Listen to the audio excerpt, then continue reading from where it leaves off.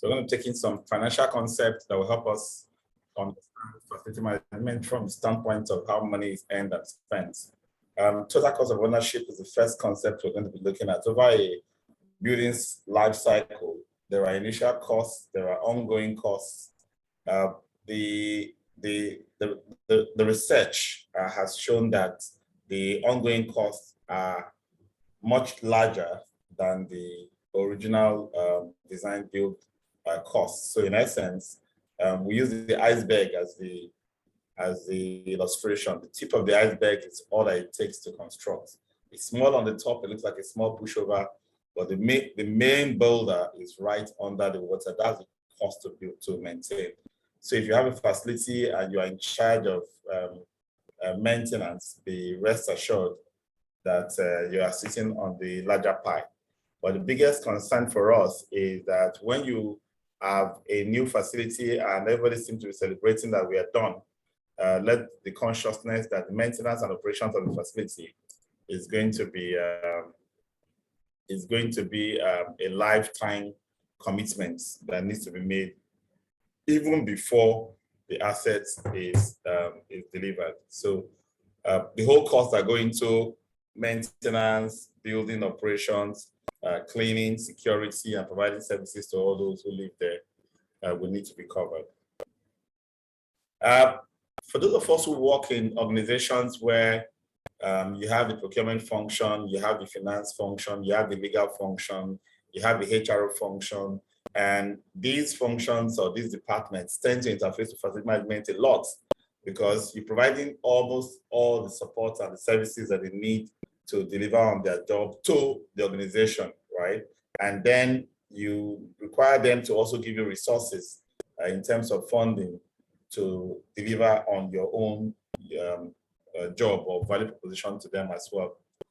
Especially with the finance department, we need to understand, take certain positions that helps us to be important team players, not people who are trying to obstruct the operations in our organizations. First, consider the organization's mission and mission when setting your budgets, right? When making financial decisions, ask if these decisions or this investment or this money you're going to be spending is going to add to the organization's vision, mission, and strategic objectives. So there must be goals for every FM spending, and it must be traceable to the organization's requirements at the highest level. That's the first concept. You must have rapport with organizational finance personnel and external customers. What it simply means is that you must be a likable person. You must be someone who cooperates to get things done.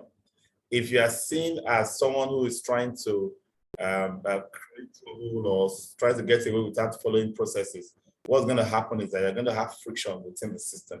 Every time there's a friction between you and any finance department or head, it's always you, the FM, that suffers, right? It's like an egg and stone relationship.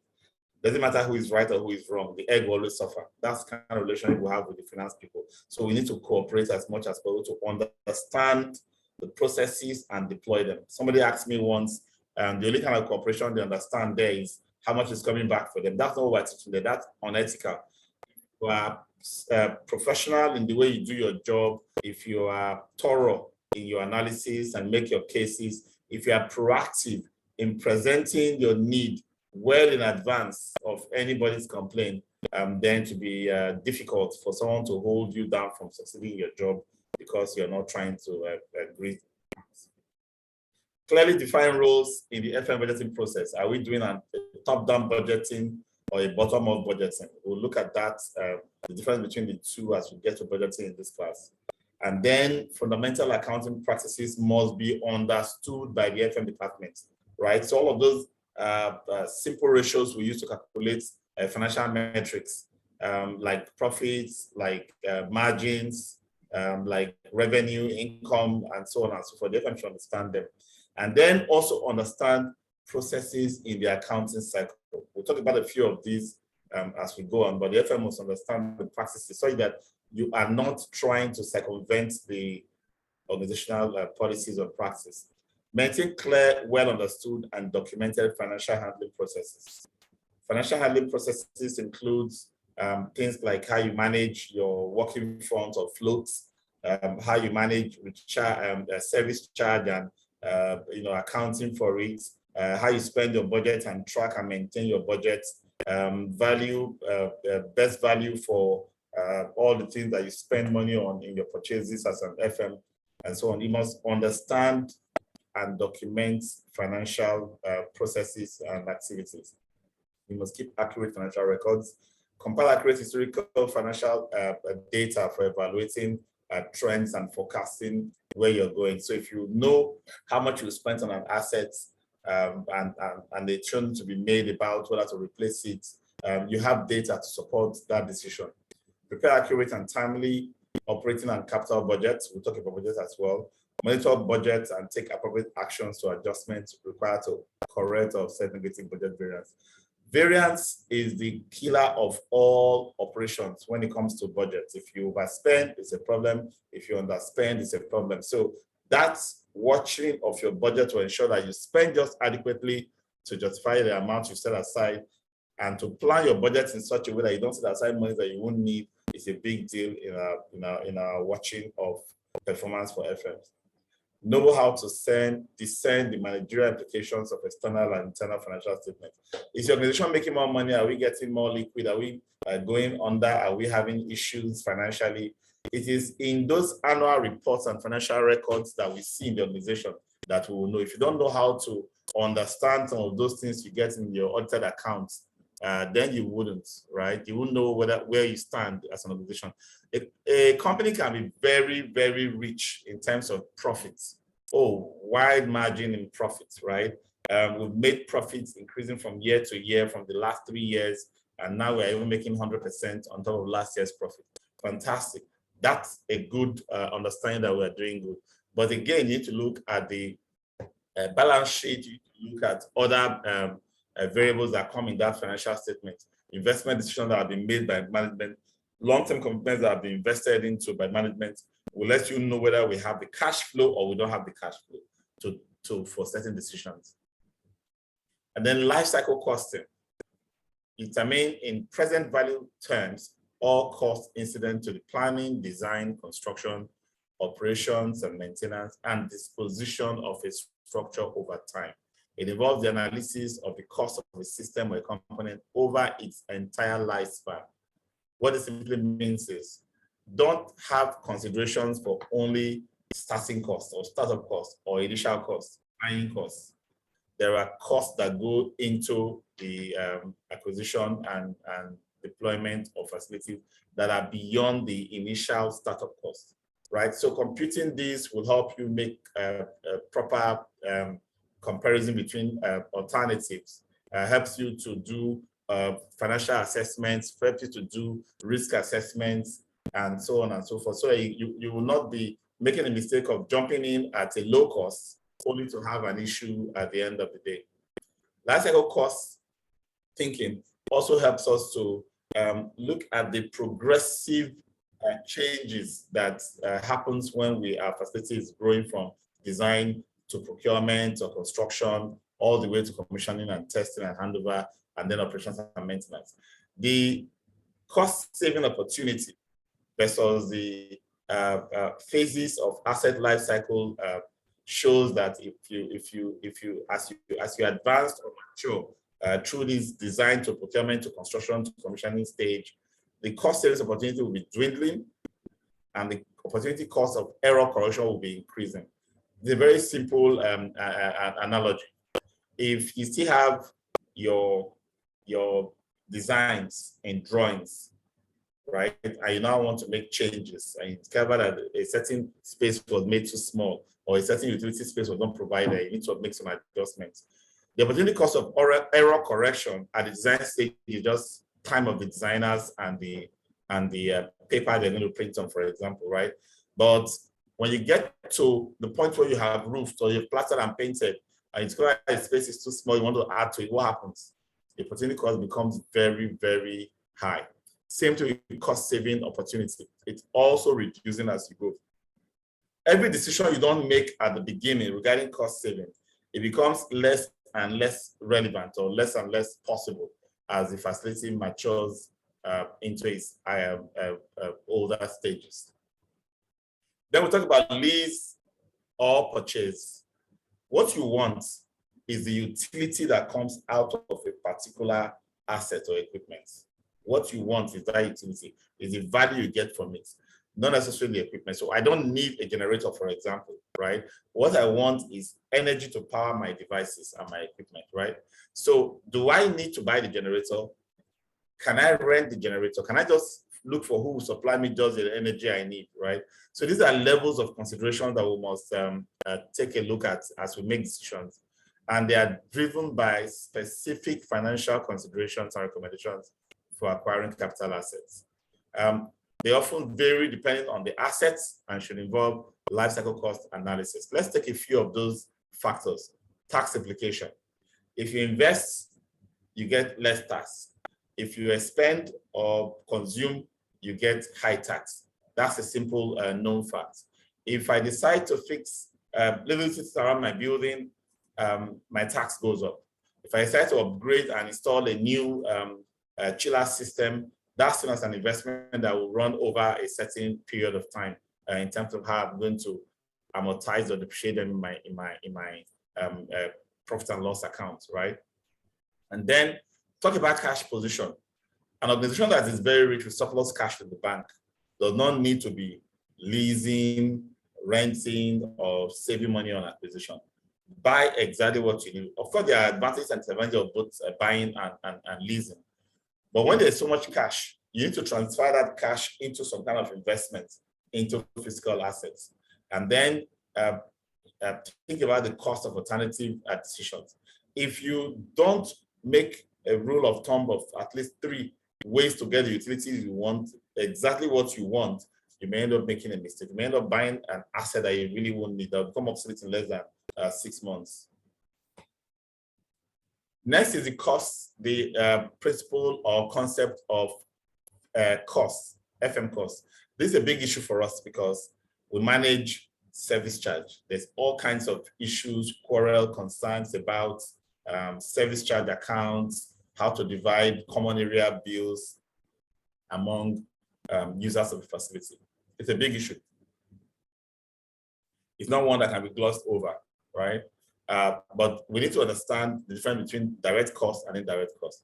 Direct costs are the ones you can trace directly to a cost object, a cost driver, a tenant, an owner of his own block, and so on and so forth. Everything that they use exclusively for them is theirs. If you are doing a cleaning operation, for example, the cleaner's salary and materials used in that particular cleaning operation is direct cost. Indirect costs spread over a period of time, regardless of specific activities. Their costs are related to cost of them, but not directly and solely associated with that item or activity. So you have, for example, insurance premium, maintenance costs, some maintenance costs, especially if you take salary of a supervisor, for example, who is supervising multiple teams. Then the salary of that supervisor is not an indirect cost to all the teams because that has to be divided. There has to be a form of apportionment that can be used for sharing that. When you look at utility bills, for example, everybody in their own apartments, utility bills is their direct cost. But the indirect cost is the common area utility bills. How are you going to share them? That's what we're talking about here. So we look at the concept of best value. Best value extends the conventional wisdom pairing value and money, and instead implies a need to continually strive for something superior at the lowest practicable cost. If you are thinking of best value, always think about the lowest practicable cost. It is only at the lowest practicable cost you can say you have best value. Value is about the relationship of cost of price and quality of performance. Ideally, cost and quality should both be considerations in FM decisions, and cost should take sole priority only when financial constraints are severe and it takes so. So what are we saying here? You have to define your specification. You have to define what you are trying to get or what you are trying to do. As soon as you have a proper specification, you must go for the cheapest or the lowest in cost. That's the whole idea of best value, the lowest practicable cost. But if you don't specify in clear details, you don't specify clearly what you want exactly, then the lowest cost one will still be best value. So if you say I want procurement to buy me a 2 horsepower AC, that's fine. That's all you want, right? The cheapest 2 horsepower AC in the market is what they will get. So you can't complain that, oh, it's not white. Oh, it's too big. Oh, it can't fit into the space. Oh, it's making too much noise. Oh, what about the temperature is raising at the back? The outdoor unit is getting overheated. The current is drawing is too much. All of those things are things you should have specified clearly so that your own ranges for what's acceptable for you is already considered before we go and look for the prices. In that case, items that don't meet your specifications will not even be considered. They will not fall into the consideration for your purchasing or procurement. So if you think somebody is trying to do something bad to you by giving you something that is the cheapest in the market, just know that you are the one being ignorant. Everybody in the organization should try and get something at the cheapest possible cost for the organization that you work for. You as an FM only need to ensure that as you are going for the cheapest, make sure you have specified in detail as much as possible. So let's take the concept of deferred maintenance cost. Deferred maintenance is a formal or informal listing of unaccomplished maintenance tasks. Such situations arise because of shortages of funds, personnel, or specific management practices.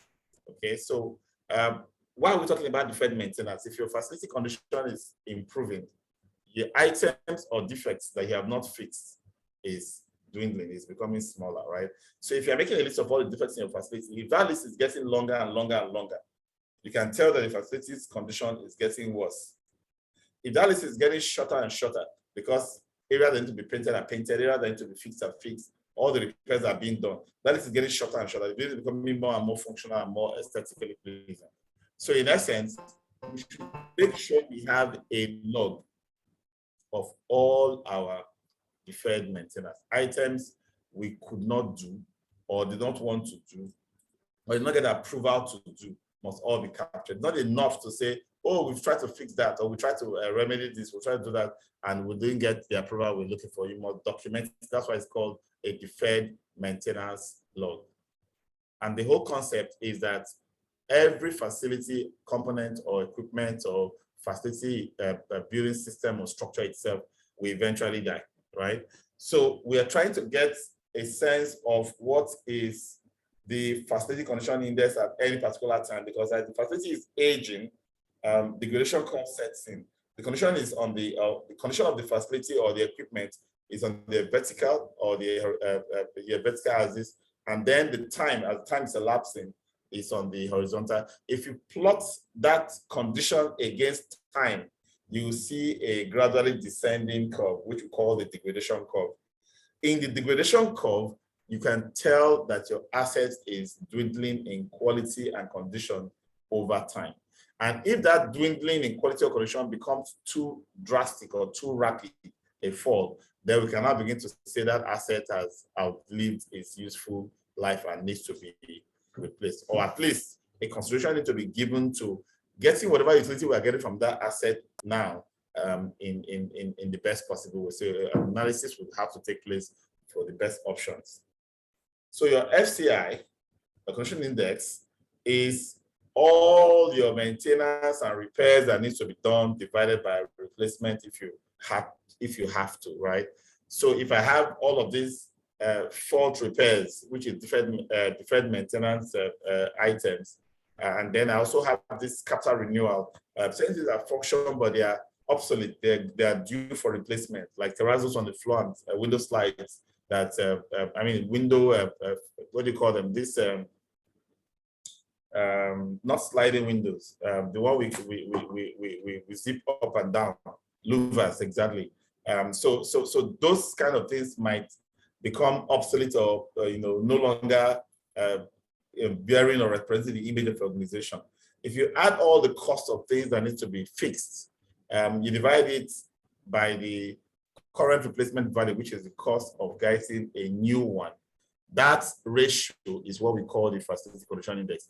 And it can be used to perfectly compare condition of facilities to facilities. So no matter how expensive or luxurious a facility is, if the amount of defects and repairs and capital renewal required to bring it up to its original intention or original speed is too high, then of course we can say it's in a very terrible condition. All right, so that is how you can compare a hut in the village with a skyscraper in the city. Once you get this ratio, it's a ratio that is 1 to 0, but it can also be represented in percentages, right? And we say 5% of 0.05 is good. So if my building is 100 million and all the repairs and maintenance I need to do it is just 5 million, then I can say my building is good. 6 to 10% I would say is fair. 11 to 30% is poor, and 31 and above is critical. At some points, you can push it up to like 50% or 60%, and you need to exit. Right now, this is pretty much benchmarked studies, right? So we also say that as facility managers, we should try as much as possible to ensure that we do not keep throwing money into an equipment or an asset or a facility when we are not sure of what the FCI is. Once you know what the FCI is, you have to decide whether to keep maintaining or operating it or whether to exit it altogether.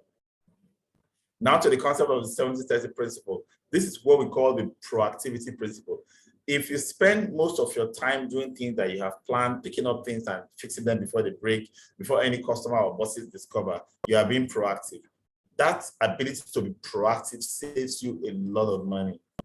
And we're trying to create an awareness where FMs can begin to count the activity they perform in a day and say, where do I stand in the proactivity scale?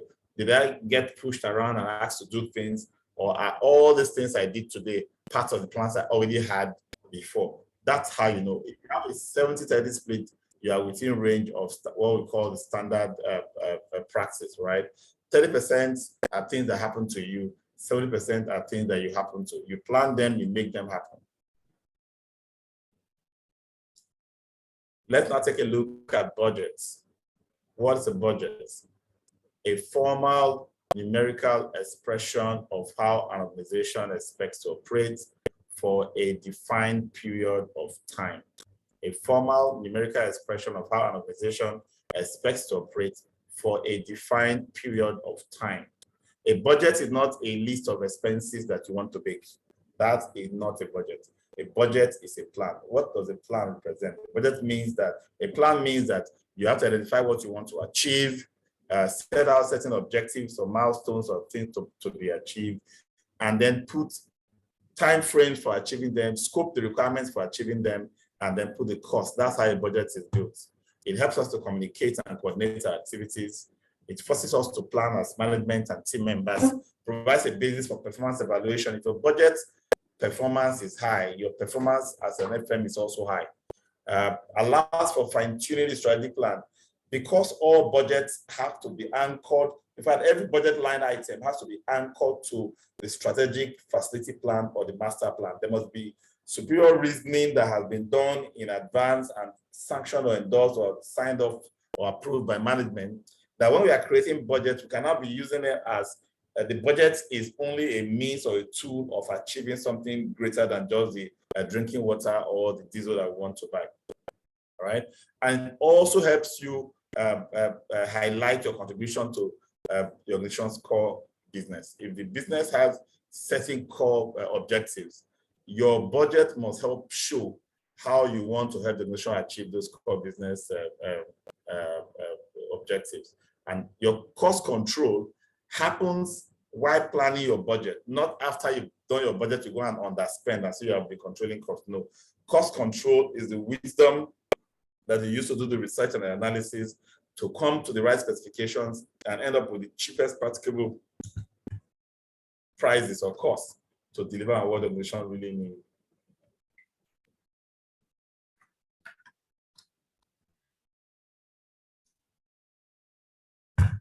Now, it also helps you to outline anticipated cost increases or budget decreases over a period. If I'm going to be servicing the old generator from January to June, and by June I'll get a new generator and my cost of servicing is going to drop because I'll service less frequently, I'll buy less fuel because it's going to consume less, and so on and so forth. That should reflect on my operations budget from June, because that's when I plan to put in a new generator. There must be that way to quantify the impact of all of these additional investments. When you make a budget, it's usually that, come for budget defense, come and explain how you arrive at these numbers and the rest. That's what we call the assumptions. The budget assumptions. All right, welcome back. So we're just taking a look at budget approaches. And this is not something that you decide. Most times it's your organization that you work in that will decide what approach they take for budgeting. The authoritative budgeting system works for management that run pretty much a stable, old, long-standing organization where there is very little in terms of innovation that comes in, right? There's already a pattern, there's a way of doing things. So every year they just roll out what the budget should be, and that's it. A participative budget has people at all levels participating. Management will still give the final approval, but the people at the bottom will be the ones saying, we've heard your objectives of the organization, and these are the things we will do to help contribute to achieve those objectives. So budget is built from the bottom. We call that a bottom-up our self-imposed budget. The combined one is the iterative budget, where the goals are set at the top, the amount to be spent are set at the top. You also come up at the bottom, back and forth iteration on how to meet those goals, build your own rates, but you must keep trying to comply with those boundaries set by top management. So you're not entirely free to build your budget from scratch when you're doing a combined budget. And then you also have the methods, budget methods. There are three types of three budget methods.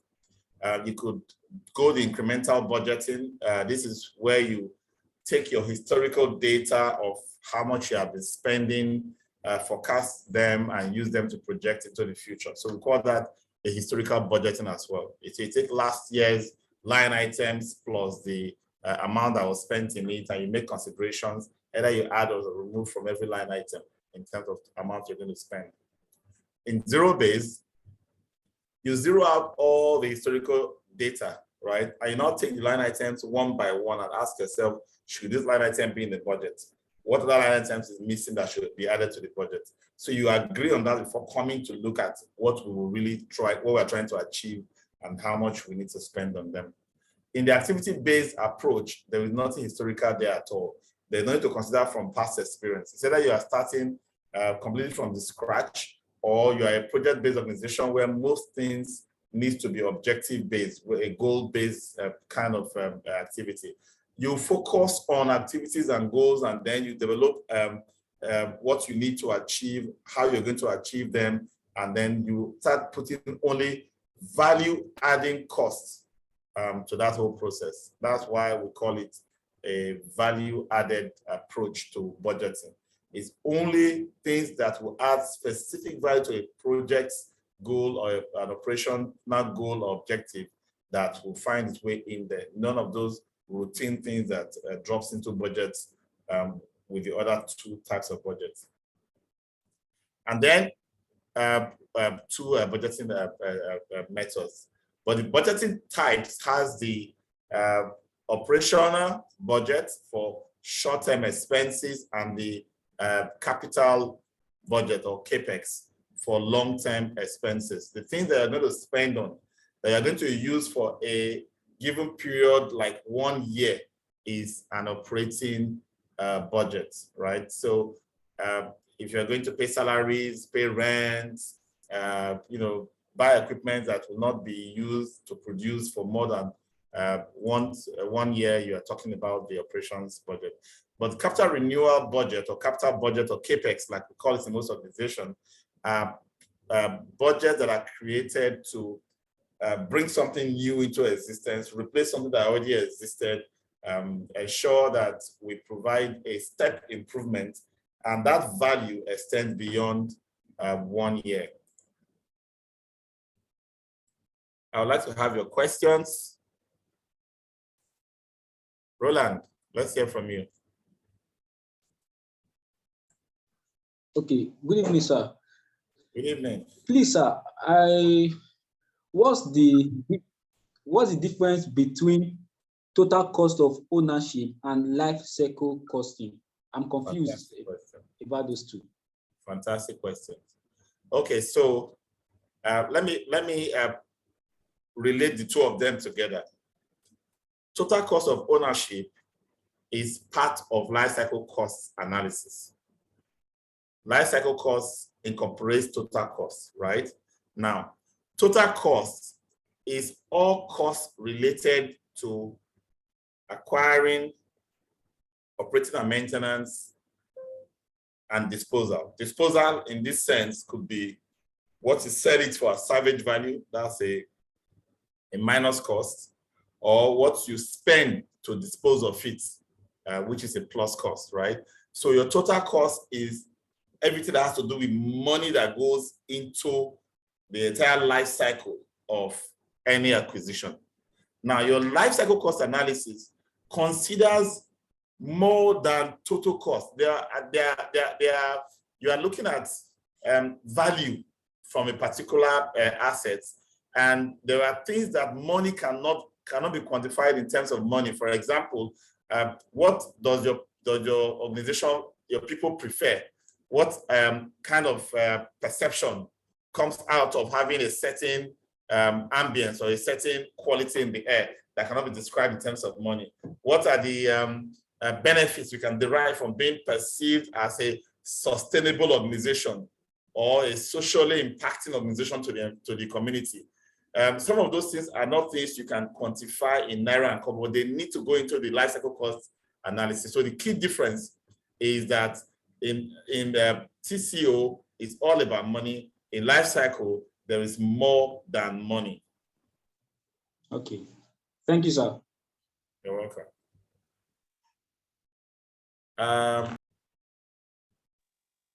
Hello, sir. Good evening, sir. Yes, go ahead, Bello. Sorry, I came very late because I was called my job. And just a little review on the assessment. I've understood the meaning of total cost of ownership, which my last colleague has raised, and you've definitely explained to us better. Can you just briefly explain to me how to calculate the FCI? How is it being calculated? I wasn't in the class when it was done. Just a little brief if it's possible, sir. Okay, I can be specific with that. FCI, which is Facility Condition Index, in the shortest form of explanation is, if I want to use just two words to define it, I would say repair divided by replace. The ratio of repair cost to replacement cost. That is FCI. It's a ratio, a decimal or a percentage, right? So now that repair goes beyond functional defects. It goes into obsolescence and aesthetic defects. For example, a floor can still be smooth, can still be fine, but simply because it is cement floor or terrazzo floor, is no longer befitting of the status of that facility. Replacement of that cement or terrazzo floor with vitrified tile or ceramic tiles will be seen as part of that repair or replacement, repair over replacement cost. So there are two components for the numerator. One is the cost for repairing defects that you have delayed or not done. That's what we call that deferred maintenance, right? Plus, the second component of the numerator is the upgrade or capital expenses required to bring it up to standard. Because by the time we are comparing it to a replacement, the replacement will not go to replace it with the old school thing we have on ground, right? So the replacement is going to be a total replacement. So if I'm taking a renovation, the roof is leaking, I repair the roof. The AC systems are faulty, I put some new components, I replace them. Those have building the cost.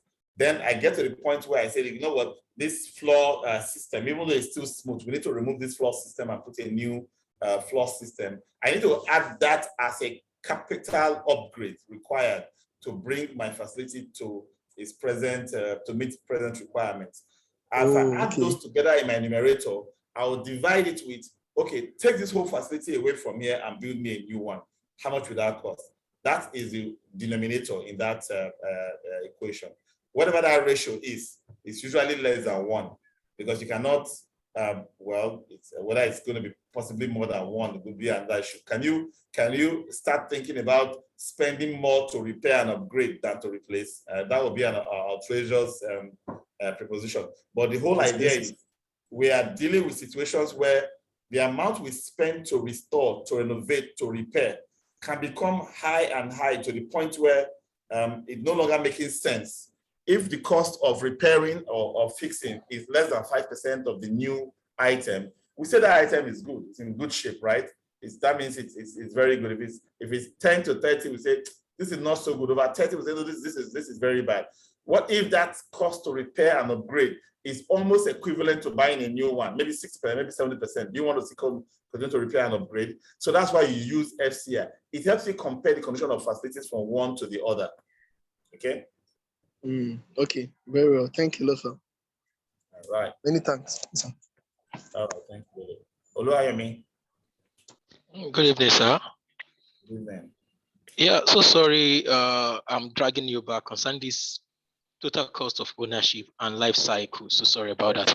We're talking about total ownership. I think, for instance, because I need more explanation, but maybe I should explain in a way you can explain better to me. Okay. Total cost of ownership. I think when they say a total person, that's from your beginning to the end. Maybe I secure a property now. The money I use in securing the property to the money of fixing to the money of everything is the total cost of ownership. When we talk of life cycle, all the way to the money you use to dispose of it, whether you're going to sell it or you're going to throw it away with money. Okay. So when you talk of life cycle, is it not the same? I think life cycle is from the beginning of your person to the end of the person also.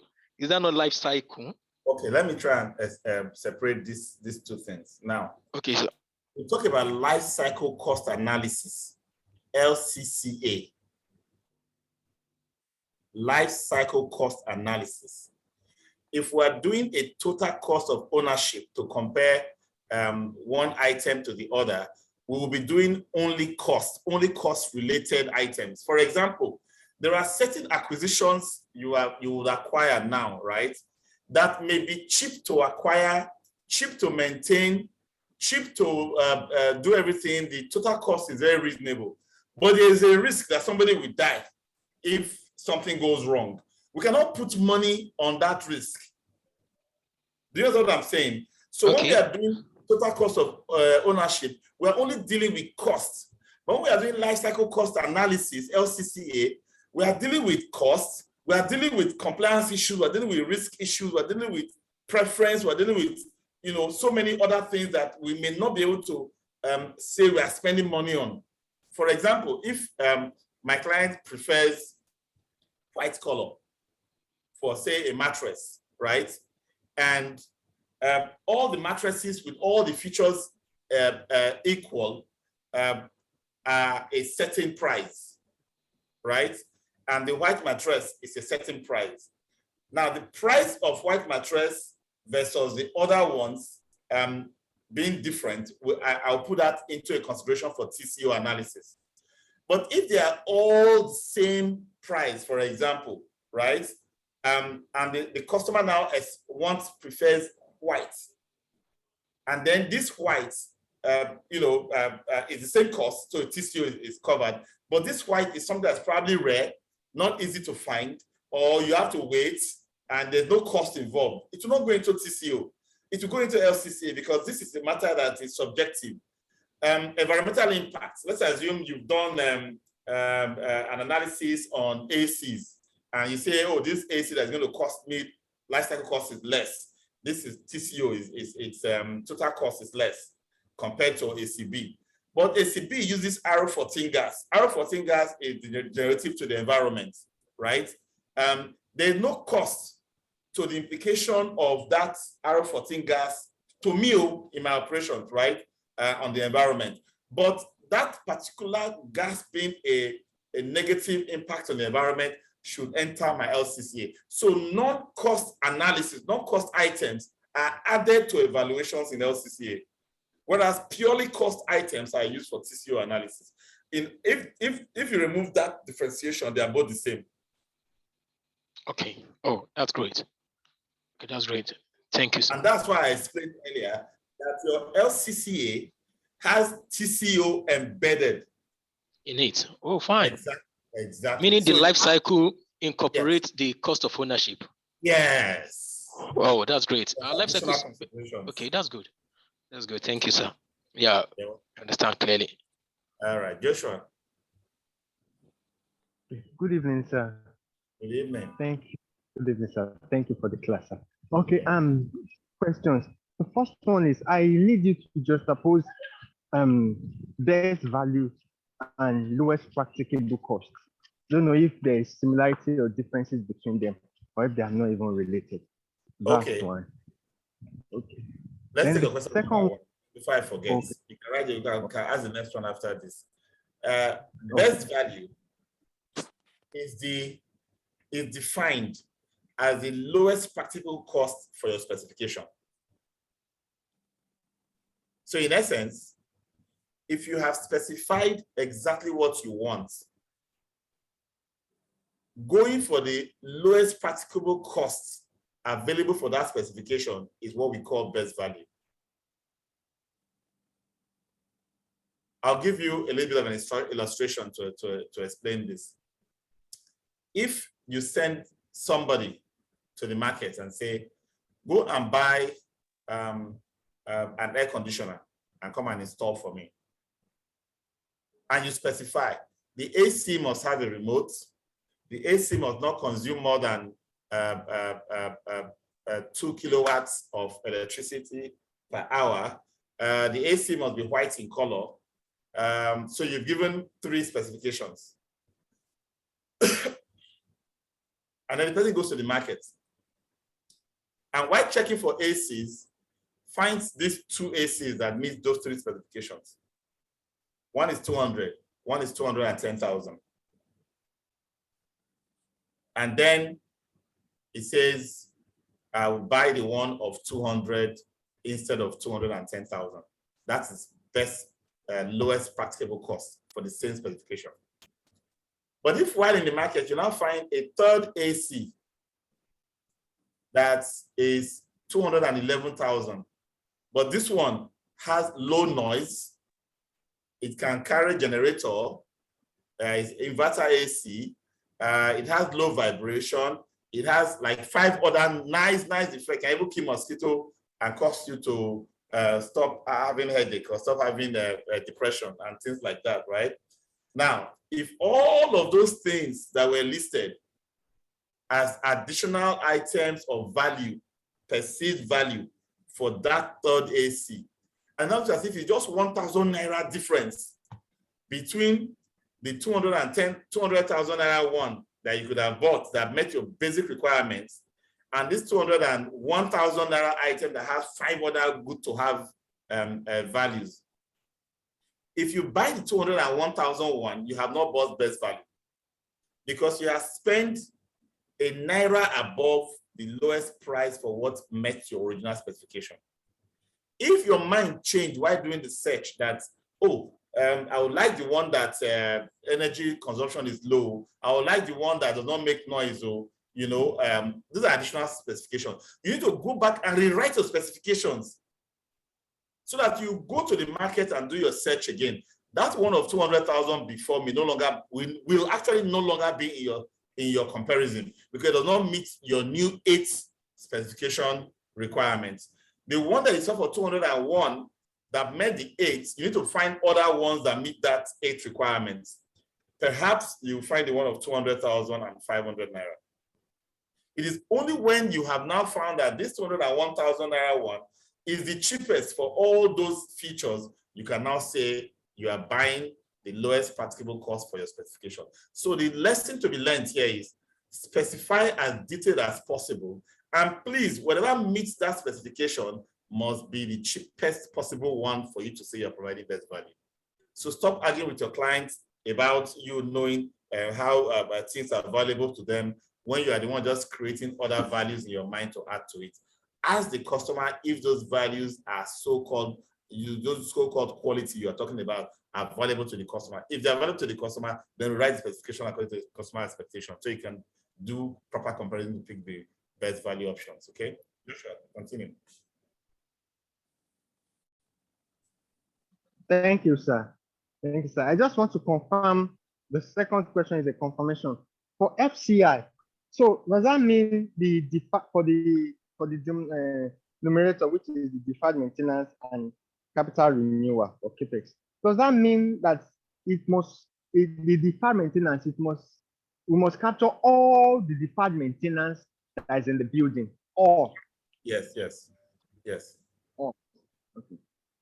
Then yes. the same thing for capex. Oh, yes, okay. Yes. Before you can compare it to a total replacement, you must have a total capture of all defects and required updates. Thank you. You're welcome. All right, thank you guys. That's our lesson for today. I'll be on the road back from my South trip on Friday, so I will not be in class. I believe the training department has planned to take care of your class for Friday. So have a good evening and bye-bye. Thank you. Thank you, sir. Good evening. Good night. Thank you, sir. Good night, everyone. Safe journey, sir. Thank you. Bye.